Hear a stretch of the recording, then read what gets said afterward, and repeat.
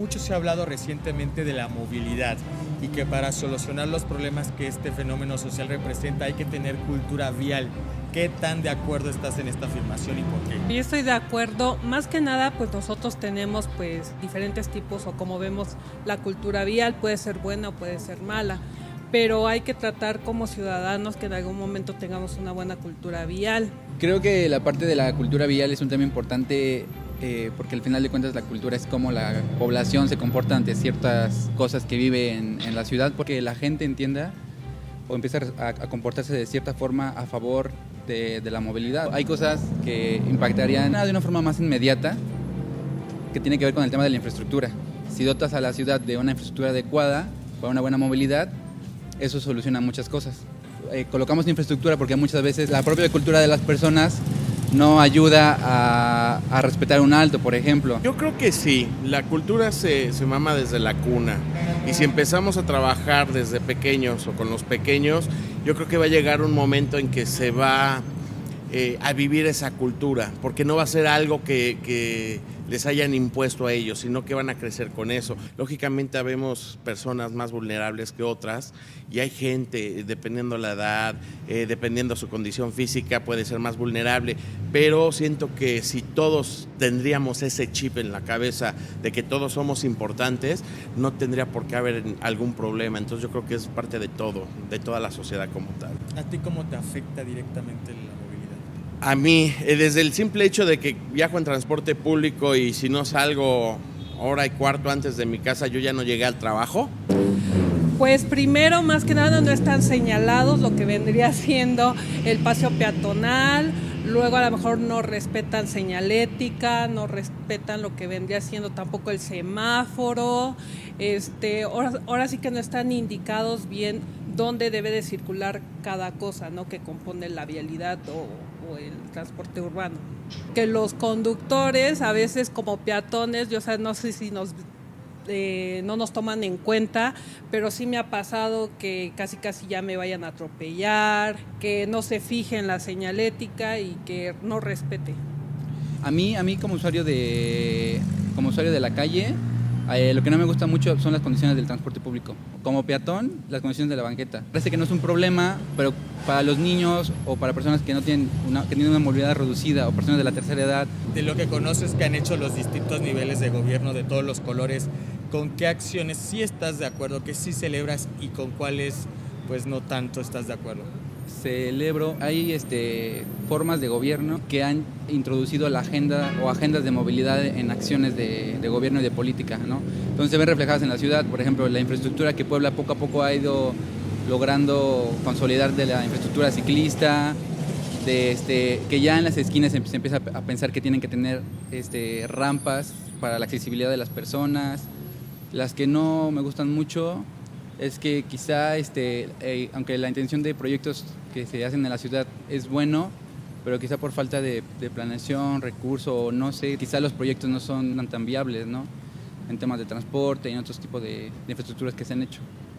Hay programas de cultura vial, hay programas que se están haciendo en las escuelas, hay cosas que se pueden hacer, hay muchos volardos por toda la ciudad, hay una planeación que no estoy de acuerdo con, pero que de que funcionan, ¿no? Por ahí dicen que un volardo caído es un soldado caído en su deber.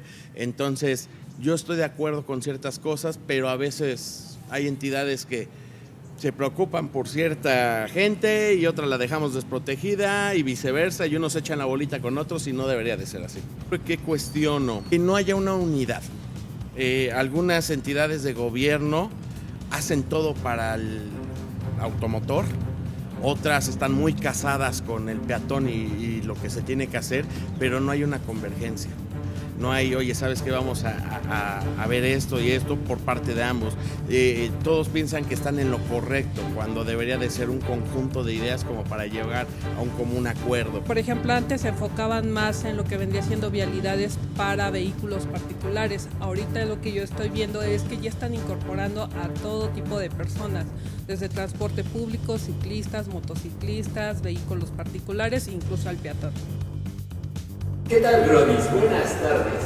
Hoy nos encontramos en el Cali para hablar de algo muy importante que ya mencionó Yacine en la introducción que hicimos, que es la movilidad. No muchos saben, no sé si lo llegamos a mencionar en algún podcast, pero nosotros somos estudiantes de la licenciatura de comunicación y pues hoy estamos transmitiendo desde las instalaciones del complejo cultural, que no es de comunicación, pero pues está al lado.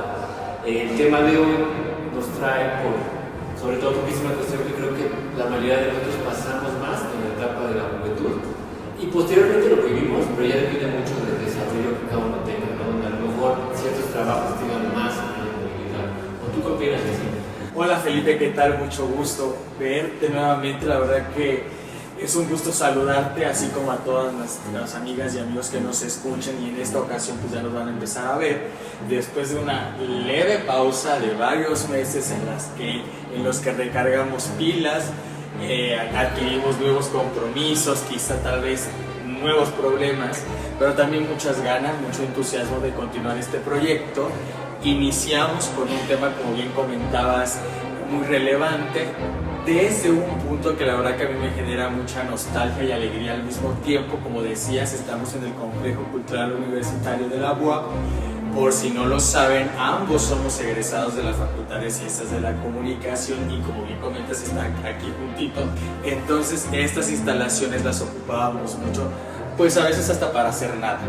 Hacíamos proyectos, veníamos, grabábamos, hacíamos exposiciones y a veces nada más veníamos a echar aquí el cafecito, el chismecito, a pasarla a gusto. Y pues bueno, nuevamente estamos acá, esta vez sí por trabajo, para comentar un tema bastante serio como es el de la movilidad, a raíz de bastantes cuestiones, ¿eh? De entrada, pues su servidor, soy comunicólogo, pero afortunadamente he estado en varias causas sociales y uno justamente era los temas de movilidad peatonal. Se me invita a estar en un proyecto en una institución para socializar estos temas y me doy cuenta de la relevancia que tiene hoy por hoy hablar de este asunto. También porque en la ciudad que vivimos, en la ciudad de Puebla, recientemente hemos vivido y hemos atestiguado ya en medios de comunicación diversos incidentes de tránsito que han sido hasta fatales. Y el tema va más allá de carritos y semáforos. Siempre he dicho que el tema de la movilidad es mucho más complejo, hay más aristas, hay más factores.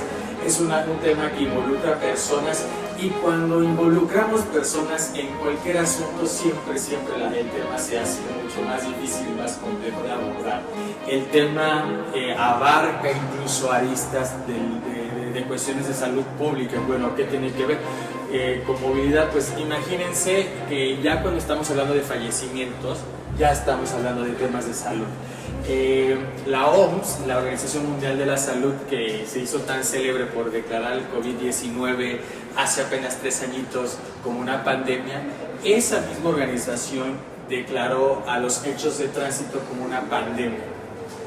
Desafortunadamente, los hechos de tránsito como pandemia pues no se popularizó tanto como el COVID-19, no tuvo los reflectores que tuvo la pandemia de COVID. Sin embargo, cientos de muertes diarias se dan a raíz de estos hechos de tránsito, afectando principalmente a los más jóvenes, a las niñas, a los niños y a las juventudes o las adolescencias. Entonces, es un tema que ya cuando te involucra temas de salud pública, pues hace esto pues a un tema todavía más desafiante. Vamos a tocar algunos puntitos nada más, porque yo tardaría, créeme, 3 horas hablando de estas cuestiones.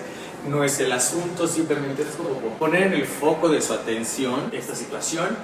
Insisto, contentos, renovados, ya hasta nos animamos a hacer videos, cuando antes nos ponían una cámara y pues ahí estábamos, ¿no?, con el rebozo. Esta vez estamos dando más, con el fin de que las cuestiones sean incluso más atractivas, entretenidas y hasta didácticas, porque luego nos echábamos unos discursos y tras bambalinas decíamos que veto a saber si nos entendían. A veces hasta a mí se me complicaba entender a Felipe. ¿Qué te hace, que le ponía mucha atención, qué te hace pensar que alguien que iba manejando o que iba ahí cocinando y nos escuchaba iba a entender completamente estos temas? Entonces digo, no es culpa de la audiencia no es responsable de lo que nosotros decimos. Nosotros asumimos esa responsabilidad y espero que nos acompañen en esta nueva, por decirlo así, en esta temporada. Así es, Yacine. De hecho, el día de hoy, como comentábamos, el tema de la movilidad, y en general creo que los temas que tratamos nosotros, siempre tratamos de hacer énfasis en temas que, si se dan cuenta, son bastante generales, o que podrían ser como hasta de dominio común, pero que nunca nos atrevemos a ver con otra mirada porque no tenemos el tiempo para pensar en eso. Y está bien que no lo tengan porque así nos pueden ver a nosotros y nosotros les daremos ese tiempo. Si nos damos cuenta, nosotros cuando somos pequeños, la movilidad depende completamente de las personas que están a nuestro alrededor. Es decir, uno no puede salir a la calle si no es con sus tutores, con su papá.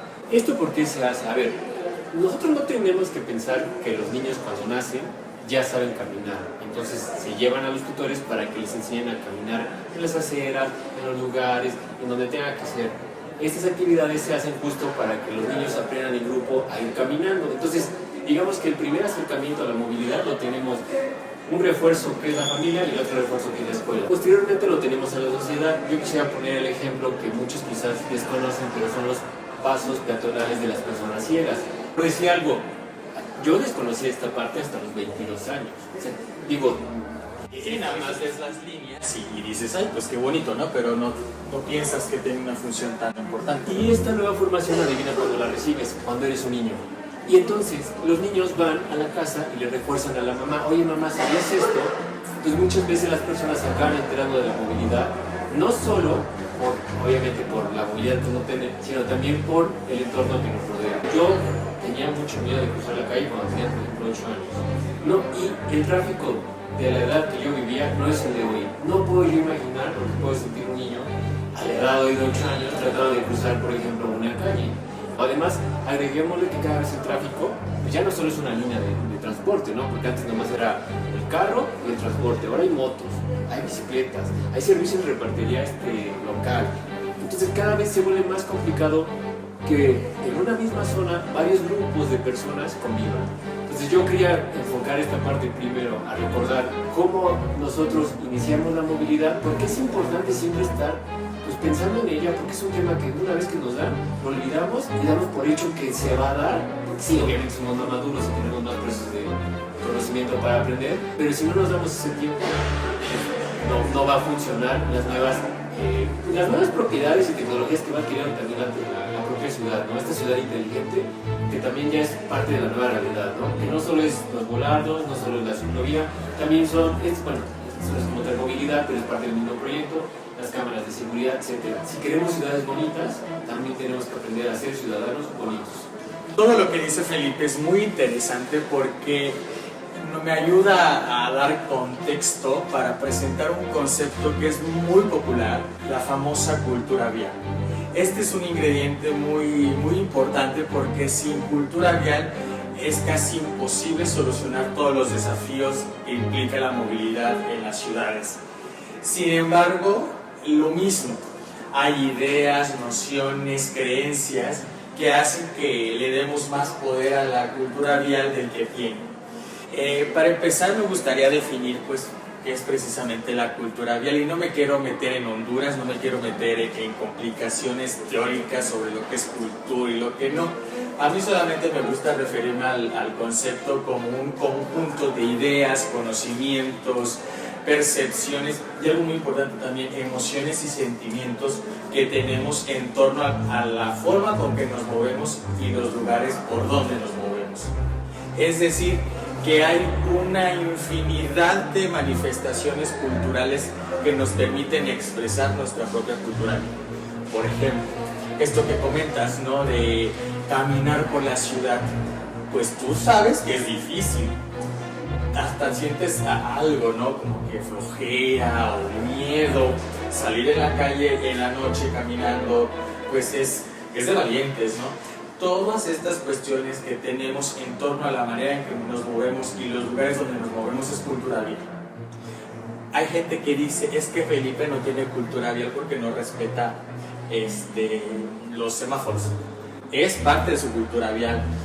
Lo importante y lo interesante aquí es preguntarnos a nosotros mismos cuáles de las expresiones de mi cultura vial son convenientes para reducir los problemas del tránsito y los problemas viales y cuáles de mis expresiones y manifestaciones personales son parte del problema.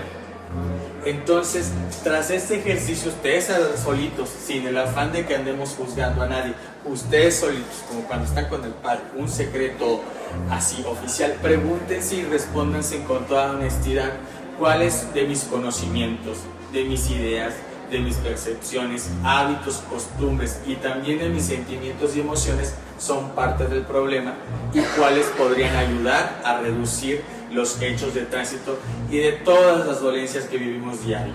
Tú mencionabas algo muy importante. El tema de la movilidad pareciera que se reduce a llegar de un punto A a un punto B y va más allá. Pregúntale al defeño cuántas horas pasa en promedio al día para llegar a su escuela o a su centro de trabajo. Son 2 horas diarias promedio, asumiendo que solamente sean 2, porque hay gente que se avienta hasta 4. Esto significa más o menos al año 40 días. ¿Qué haríamos en 40 días? ¿Aprenderíamos inglés? Tal vez no, pero sí al menos un cursito de algo, una manualidad, escribir la tesis con toda la calma del mundo. O sea, son 40 días al año que nos están quitando. Esto es un desafío muy importante porque decían, bueno, es que no tenemos la cultura. Sí, la cultura la tenemos y como mexicanas y mexicanos sabemos perfectamente cuáles son las expresiones culturales en torno a la movilidad. De las que más nos podemos quejar es de aquellas personas que teniendo un botón para poner una direccional no lo usan, o aquellos que le aceleran cuando están en el color amarillo, no en el semáforo. Y ahí puedo pasar una eternidad denunciando todas estas expresiones, pero también seamos realistas, hemos dado pasos importantes, ya al menos se reconocen otros modos de transporte cuando antes reducíamos el tema al coche, automóvil, vehículo particular propio. Ya al menos hay más personas conscientes de que existen otros modos de transporte y que independientemente del modo que elijamos, todos tenemos el derecho a tener una movilidad segura, eficiente y cómoda. Yo por eso quisiera retomar el tema de la pirámide de la movilidad. Como ustedes saben, cuando nosotros vamos en la calle, no todas las personas, en caso de tener un accidente, tienen, digamos, la misma resistencia. Sé que suena muy tonto, pero es que se basa en este parámetro, esta movilidad, donde un carro tiene que darle prioridad a todo ser que esté por encima, que sea más vulnerable. Que sea más vulnerable, es decir, una bicicleta, una motocicleta y desde luego un peatón. En la misma sintonía pues va igual, después van los vehículos motorizados y después siguen las bicicletas. Finalmente la persona, el peatón, es la persona a la que tienen todos que detenerse sí o sí. Eso siempre se conoce, por sentido común. Esto hace que nosotros estemos más alerta. Nuestros sentidos pues generalmente no funcionan tan mal si no estamos tan distraídos. Y por ejemplo podemos detectar señales de tránsito amarillas o rojas, verificarlos por símbolos, más o menos como es la zona. Y si estás en un vehículo, en una motocicleta, en una bicicleta, pues modificar tu comportamiento con base en la zona y hacia cómo vas tú, ¿no? Por otra parte, y eso es muy importante, ¿no? Que aunque como peatones nos moleste, también hay que entender en qué momento a mí me toca poner más atención si sé que el otro me va a afectar. Sobre todo que, digamos que entre coches cuando chocan, pues hay más posibilidades que sobrevivan que un coche con una persona, ¿no? Sí, Felipe, es importante que como personas que andamos en la vía pública, pues también estemos informados, ¿no? O sea, creo que un primer paso para poder reconocer cuáles de mis expresiones culturales en materia de movilidad son parte del problema, pues necesitamos informarnos y buscar información que justamente nos dé luz de lo que estamos haciendo bien y de lo que estamos haciendo mal. De entrada, por ejemplo, si somos conductores de vehículos particulares, de entrada ya tendríamos que tener bastante presente el reglamento de tránsito de la ciudad en la que vives. Hay muchas personas que ni por acá conocen ese documento y como usuarias, personas usuarias de la vía pública, pues sí o sí tenemos que verlo, ¿no? También, por ejemplo, conocer lo que los especialistas ya hablan al respecto, como el tema que mencionas de la pirámide de la movilidad, que jerarquiza a las personas usuarias de la vía pública de acuerdo a la eficiencia, de acuerdo a lo que comentas de la vulnerabilidad, también de la eficiencia en el uso del espacio. Por ejemplo, es evidente, suena muy lógico y a veces se nos olvida, pero ¿qué ocupa más espacio en la vía pública? ¿Una persona o un carro? Pues un carro, evidentemente. Podrán decir muchos, es que el carro transporta a muchas personas. 1.2 personas en promedio es el uso que se le da a un carro. Entonces, realmente es un carro por persona. Entonces, viendo y ponderando todos estos factores, pues es así como se organiza la pirámide de la movilidad. Este sería un primer paso para que nosotros a nivel individual podamos ir cambiando nuestras expresiones culturales en beneficio a una movilidad más segura y eficiente para todas las personas usuarias de la vía pública. Ojo, la cultura vial por sí sola no va a venir a resolver los problemas y los desafíos de la movilidad. Y ya Felipe nos está dando idea de por qué. Cuando Felipe menciona que, ay, es que ya voy tarde o que ya es noche y este semáforo no lo usa nadie, por ejemplo, con una vez que Felipe se pase un alto a medianoche, puede ocasionar un hecho de tránsito, puede ocasionar un choque con otra persona o a lo mejor atropellar a alguien con un resultado fatal, por una vez que lo... Y Felipe conoce el reglamento de tránsito, conoce la pirámide de la movilidad, sabe para qué sirven las ciclovías, sabe para qué sirven los volardos. Tiene aparentemente expresiones de su cultura que nos ayudan, ocasiona un hecho de tránsito, por la razón que sea. Entonces, ¿qué se tiene que hacer? Se tiene que generar infraestructura vial que perdone los errores humanos, porque aquí y en China todas las personas cometemos errores. Entonces, tiene que haber infraestructura vial a prueba de tonos. Entonces, tiene que haber infraestructura vial a prueba de tonos. La gente que hace infraestructura tiene que diseñar entornos o espacios a prueba de gente que vaya borracha, a prueba de gente que no vea bien, a prueba de gente que no conozca el reglamento de tránsito, mucho menos de quien tiene la prioridad en el espacio público. Por ejemplo, el volardo. A mí siempre me gusta decir que el volardo es el ejemplo ideal para explicar esto.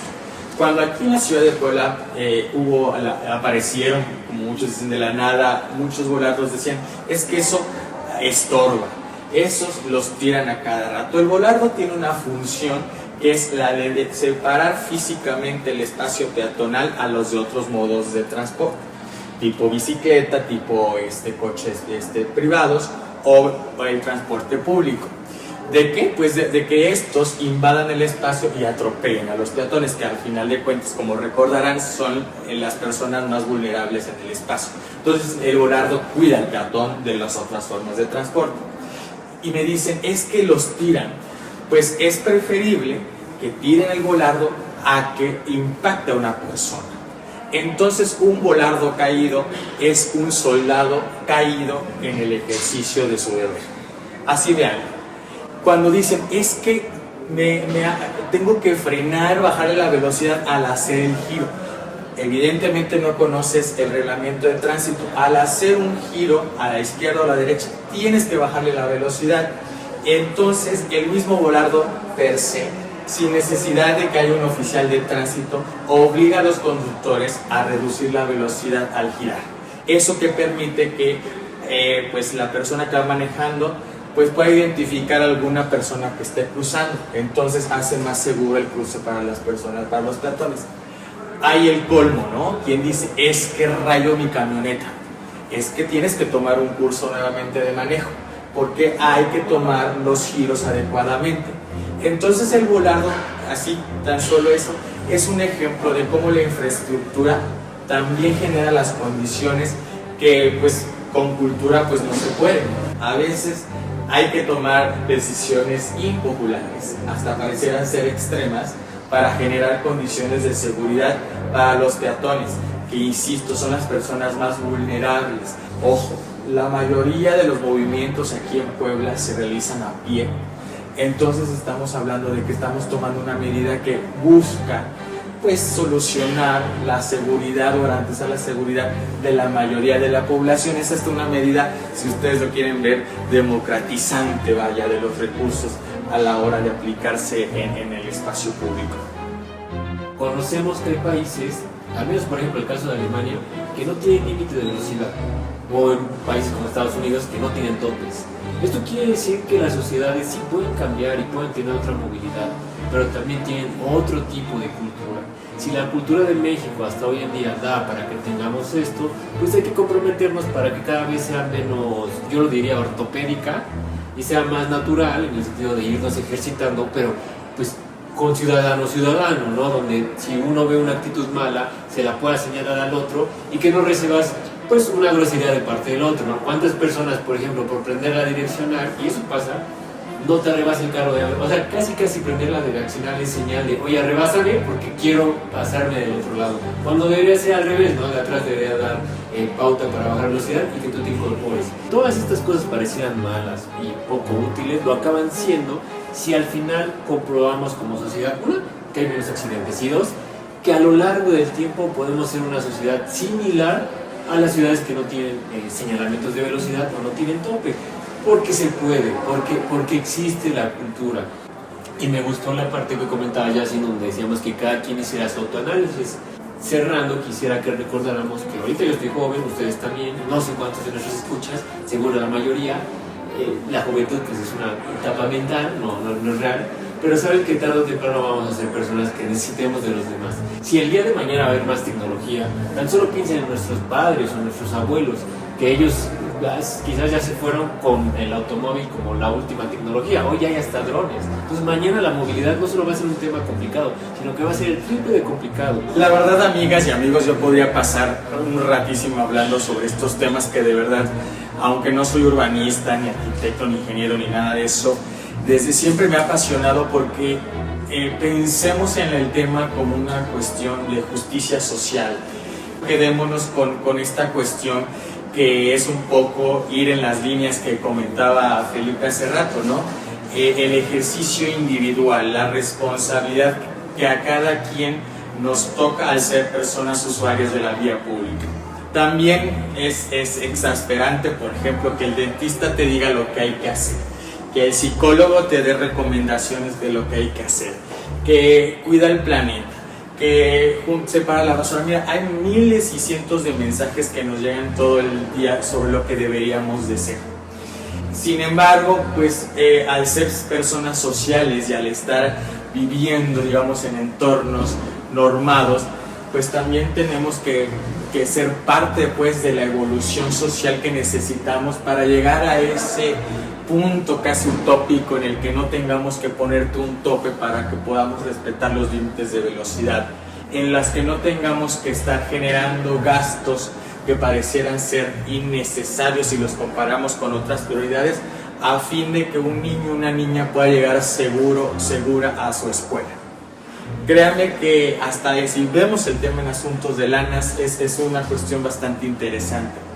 Para no cansar más, yo sí quisiera concluir recapitulando la idea central que tenía como propósito, que pensáramos en la movilidad como una cuestión bastante íntima, bastante personal, que desde luego en cualquier momento nos afecta, para bien o para mal.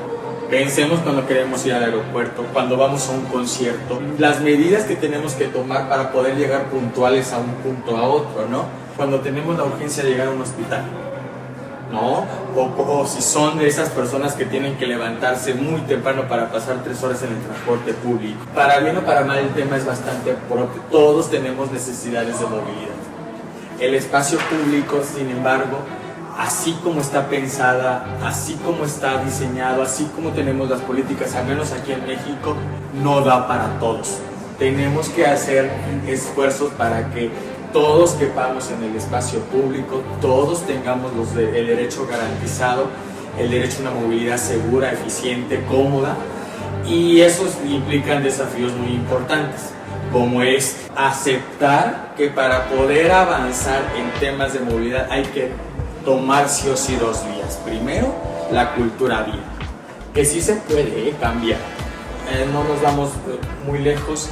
Hace algunas décadas era muy poco común lavarse las manos. Hoy por hoy, quiero suponer, ¿verdad?, que ya es una medida bastante adoptada. Hoy por hoy es muy difícil que pensar que mi principal modo de transporte sea la bicicleta. Así estuvo Países Bajos durante un rato. Hoy es el ejemplo ya gastadísimo, choteadísimo, ¿no? Pero es un buen ejemplo de que hace unas décadas, hace 40 años, Ámsterdam no era la ciudad que es hoy. Entonces hay esperanza. Felipe lo recalcaba con las infancias. Hay que hacer un trabajo importante con las infancias para poder ir cambiando estos hábitos, estas manifestaciones de la cultura vial que nos identifican y que no nos está ayudando a avanzar hacia una movilidad sustentable. Esta es una vía que sí o sí tenemos que tomar, y de la otra, muy pegadita a la infraestructura.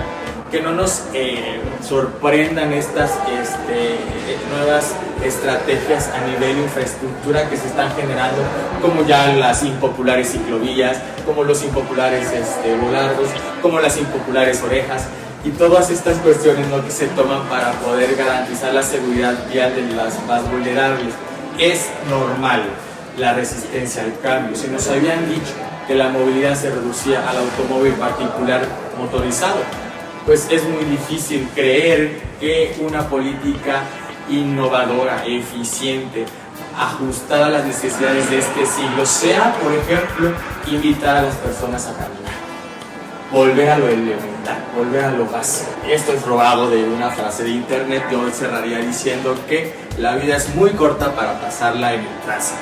Así que, pues bueno, con esto me despido. De verdad, Felipe, un gustazo nuevamente estar contigo, y por supuesto más gusto me da saludar a todas y todos a través de Broadcast. Muchas gracias y que la pasen excelente. Hasta luego.